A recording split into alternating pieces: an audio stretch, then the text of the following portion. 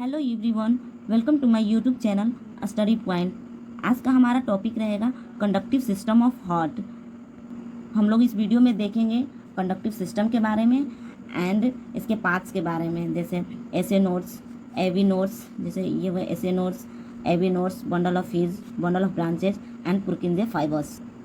Heart में एक special quality पाई जाती है जिसे ऑटोरिदमिसिटी बोला जाता है। ऑटोरिदमिसिटी के नाम से ही पता चलता है, मीन्स ऑटो मीन्स होता है स्वतः। जो हमारा हार्ट होता है वो स्वतः ही इलेक्ट्रिक इम्पल्स को जनरेट करता है। हार्ट जो होता है वो इंडिपेंडेंटली बीट करता है। इम्पल्स को जनरेट करने के लिए या बीट करने के लिए ना ही किसी नर्वस सिस्टम पर डिपेंड होना पड़ता है और ना ही किसी हार्मोनल सिस्टम पर डिपेंड होना पड़ता है। हालांकि जो हार्मोन्स होते हैं वो हार्ट के बीट को कम या ज़्यादा कर सकते हैं, बट जनरेट नहीं कर सकते। जनरेट हार्ट खुद ही करता है, इसलिए इसका नाम ऑटोरिदमिसिटी कहा गया है।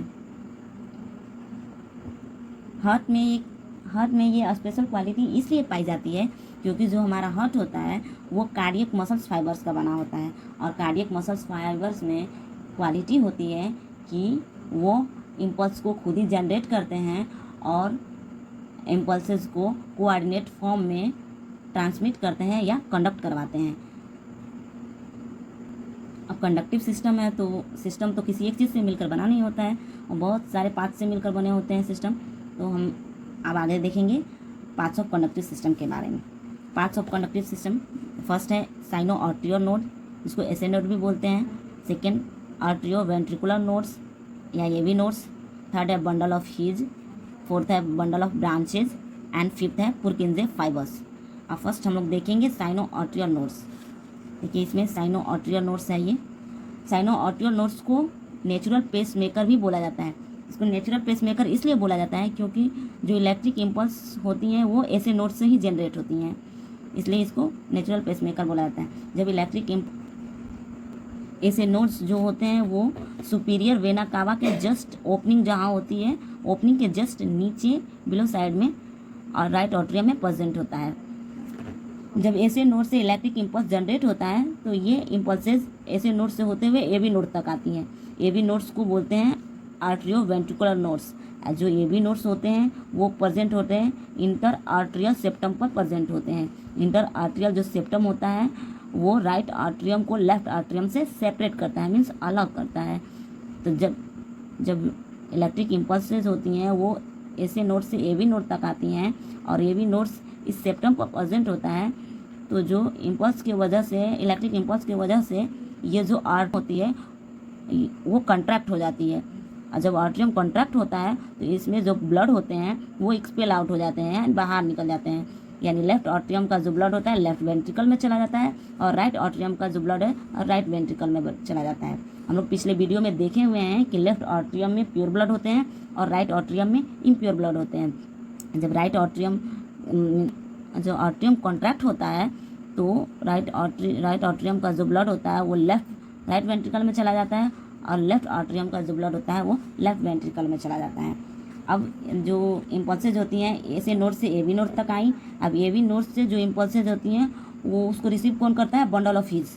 देखिए थर्ड में देखा गया है बंडल ऑफ हीज, यानी बंडल ऑफ हीज का क्या कार्य है? बंडल ऑफ हीज जो होता है एवी नोड से इम्पल्सेज को रिसीव करता है, और ये है bundle of His. AV node से इसको रिसीव करता है और आगे ट्रांसमिट करता है बंडल ऑफ ब्रांचेज में। जो अब ये इम्पल्सेज होती हैं बंडल ऑफ ब्रांचेज में चले जाती हैं। बंडल ऑफ ब्रांचेज जो होते हैं वो आगे दो भागों में डिवाइडेड होती हैं। फर्स्ट है left bundle branch and second है राइट बंडल ब्रांच। अब जो इम्पल्सेज होती हैं राइट और लेफ्ट बंडल ब्रांच में चली जाती हैं।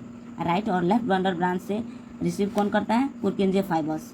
पुरकिंजे फाइबर्स क्या कहलाती हैं, क्या होती हैं? ये जो मायोकार्डियम, हार्ट का जो मायोकार्डियम लेयर होता है वो छोटी छोटी भागों में डिवाइड होता है। जो हार्ट का मायोकार्डियम बीच वाला लेयर उसको मायोकार्डियम बोला गया है। ये जो होते हैं छोटे छोटे भागों में डिवाइड होते हैं जिसे पुरकिंजे फाइबर्स बोला जाता है। अब यही पुरकिंजे फाइबर्स जो होते हैं वो बंडल ब्रांचेज से इलेक्ट्रिक इम्पल्स को रिसीव करती हैं और लेकर आती हैं कहाँ? वेंट्रिकल के वॉल पर, दीवार पर, वेंट्रिकल के वॉल पर। ये देखिए इलेक्ट्रिक इम्पल्स को बंडल ऑफ ब्रांचेस से रिसीव करती है पुरकिंजे फाइबर्स और लेकर आती है वेंट्रिकल की दीवारों पर, तब ये जो वेंट्रिकल होता है ये कॉन्ट्रैक्ट होता है। जब ये वेंट्रिकल कॉन्ट्रैक्ट होता है तो जो राइट वेंट्रिकल के जो ब्लड होते हैं वो पल्मोनरी आर्टरीज से होते हुए लंग्स में चले जाते हैं प्योर होने के लिए, और जो लेफ्ट वेंट्रिकल के प्योर ब्लड होते हैं वो ऑरोटिक वाल्व से होते हुए ऑरोटा में चले जाते हैं, एंड देन ब्लड पूरे बॉडी को सप्लाई हो जाते हैं। हम लोग फिर से देखेंगे, जैसे ऐसे नोड से जो इम्पल्सेस जनरेट हुई, जब ये इम्पल्सेस जनरेट होती हैं तो ऐसे नोड से एवी नोड तक आती हैं, और एवी नोड से इम्पल्सेस एवी नोड पर इम्पल्सेस आई तो आर्ट्रियम कॉन्ट्रैक्ट हुआ। आर्ट्रियम कॉन्ट्रैक्ट हुआ तो आर्ट्रियम के जो ब्लड होते हैं, लेफ्ट आर्ट्रियम का प्योर ब्लड लेफ्ट वेंट्रिकल में चला जाता है, और राइट आर्ट्रियम का इम्प्योर ब्लड राइट वेंट्रिकल में चला जाता है। अब एवी नोड से इम्पल्सेस आती हैं, रिसीव कौन करता है? Bundle of His. Bundle of His से रिसीव कौन करता है? Bundle of branches. Bundle of branches से रिसीव कौन करता है? पुरकिंजे फाइबर्स। पुरकिंजे फाइबर्स तक आ जाती हैं इम्पल्सेस, तो ये वेंट्रिकल की दीवार तक आ जाती हैं। जब ये वेंट्रिकल की दीवार पर आ जाती हैं तो अब ये वेंट्रिकल कॉन्ट्रैक्ट हो जाता है। जब वेंट्रिकल कॉन्ट्रैक्ट हो जाता है, वेंट्रिकल में कॉन्ट्रैक्शन होता है, तो इसमें क्या इम्प्योर ब्लड, राइट वेंट्रिकल का इम्प्योर ब्लड जो पल्मोनरी आर्टरी से होते हुए लंग्स में चला जाता है प्योर होने के लिए, और लेफ्ट वेंट्रिकल का प्योर ब्लड जो होता है वो ऑरोटिक वाल्व के थ्रू ऑरोटा में चला जाता है, और पूरे बॉडी को सप्लाई हो जाता है। अगर वीडियो अच्छी लगी हो तो वीडियो को लाइक, शेयर एंड सब्सक्राइब ज़रूर करें। Thank you for watching my video.